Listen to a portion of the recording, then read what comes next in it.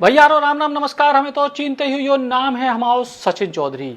मध्य प्रदेश में नगरीय निकाय चुनाव को ऐलान हो चुके हैं। कुछ दिनों बाद नामांकन शुरू होने हैं और यही पूरी की पूरी प्रक्रिया के बीच सागर जिला में राजनीति तेज हो गई है। राजनीति इससे तेज हो गई है काहे के कांग्रेस पार्टी ने भारतीय जनता पार्टी के वर्तमान विधायक शैलेंद्र जैन और कांग्रेस पार्टी के पूर्व विधायक सुनील जैन के परिजन को टिकट देता है। जी हाँ, सुनील जैन की धर्मपत्नी जी को टिकट देता है और इसके बाद से सियासत जो है लगातार चल रही है और कही जा रही कि अब शैलेंद्र जैन जी धर्म संकट में हैं कि एक तरफ पार्टी है, एक तरफ परिवार है।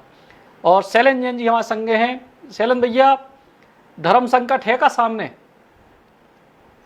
हमारे सामने कछु धर्म संकट नहीं है।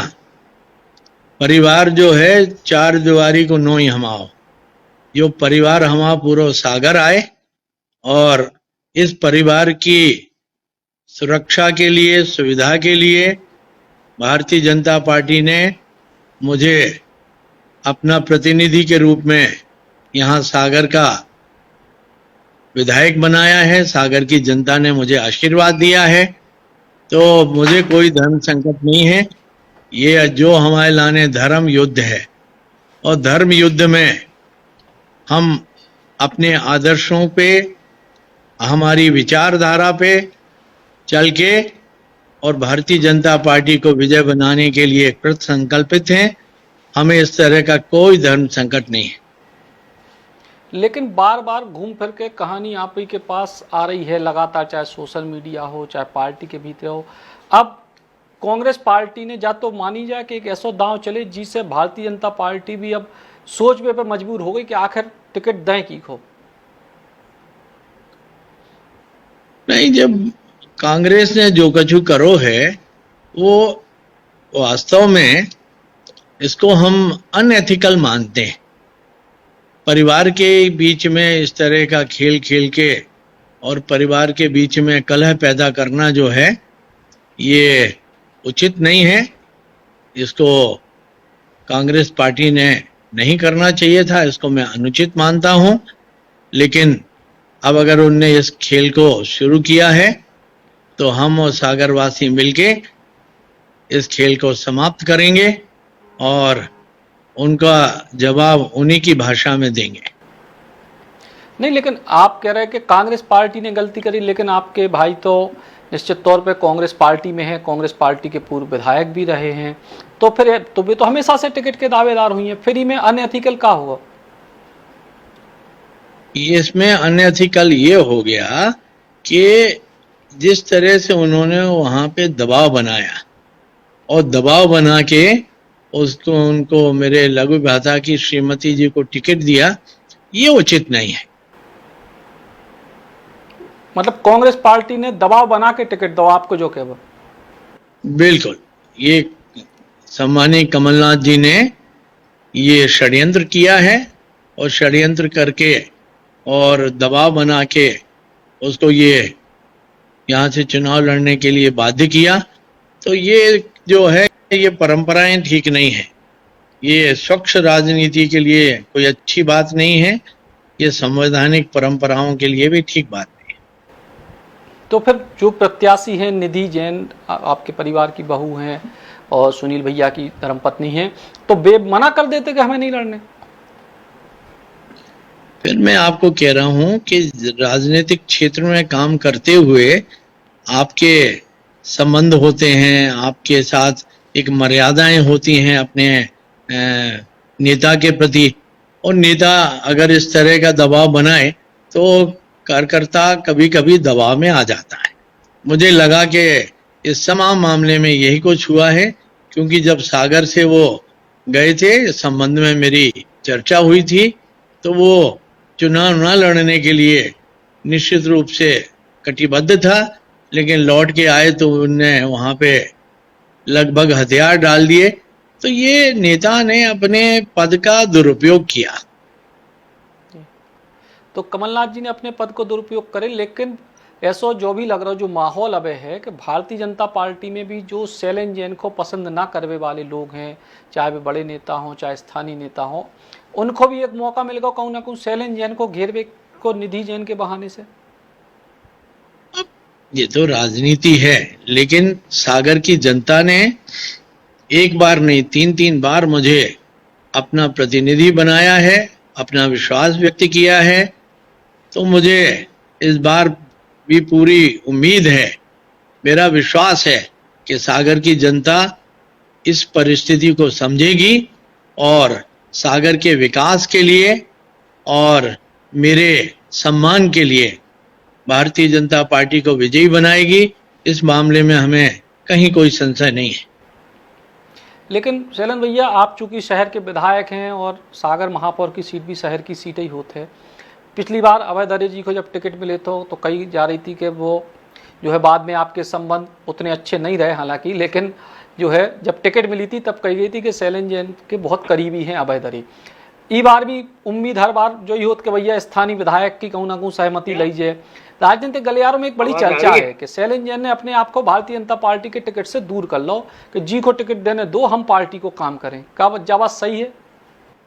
मैं आपको बता दूं, अभय दरी मेरी कोई निजी पसंद नहीं थे।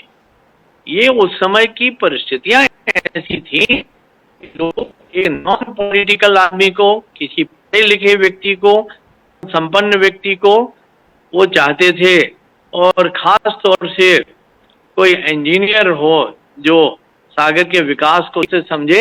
इस सारी संभावनाओं को देखते हुए अभय दरे जी का चयन जो है पार्टी कमान ने किया था। उसमें निश्चित रूप से हम सबकी सहमति थी।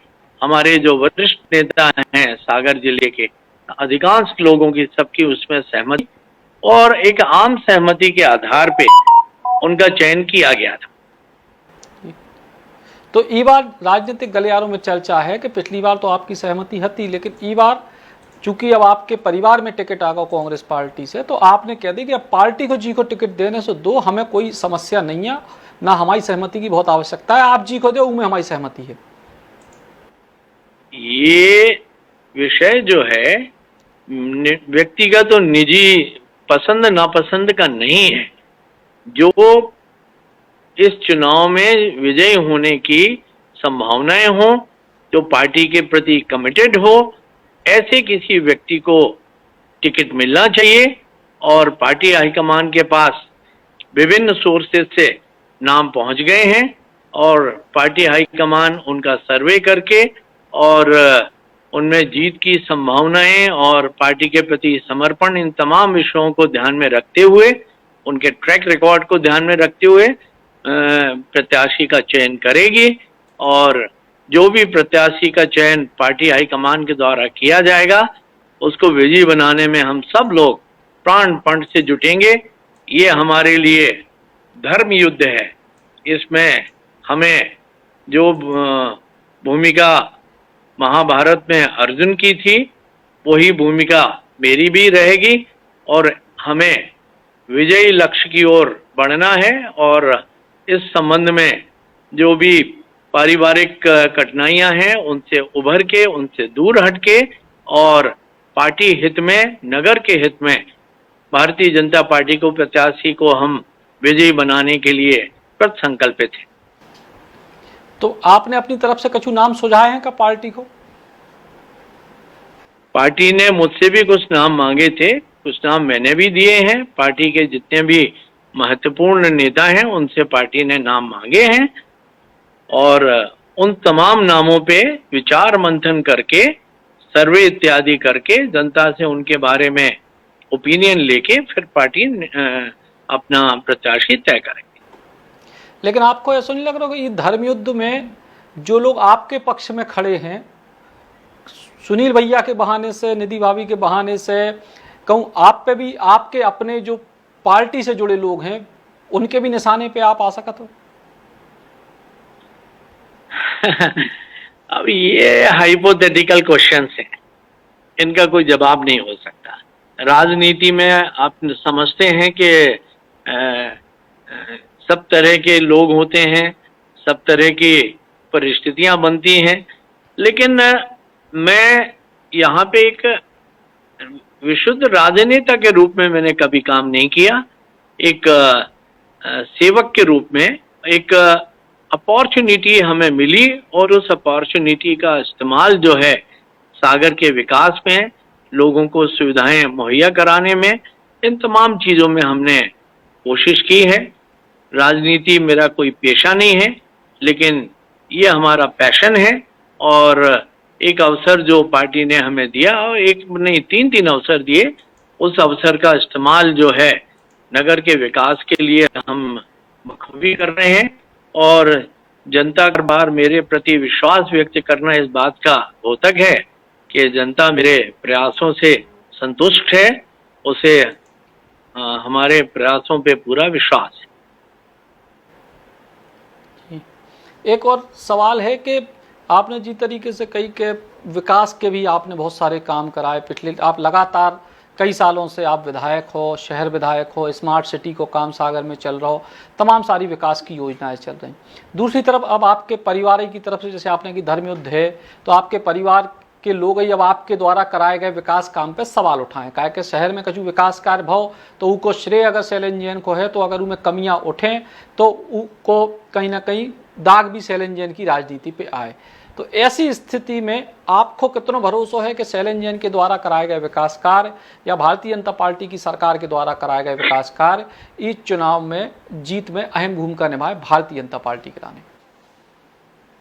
देखिए, हाथ कंगन को आरती क्या, जो कुछ निर्माण कार्य हो रहा है वो लोगों के सामने है।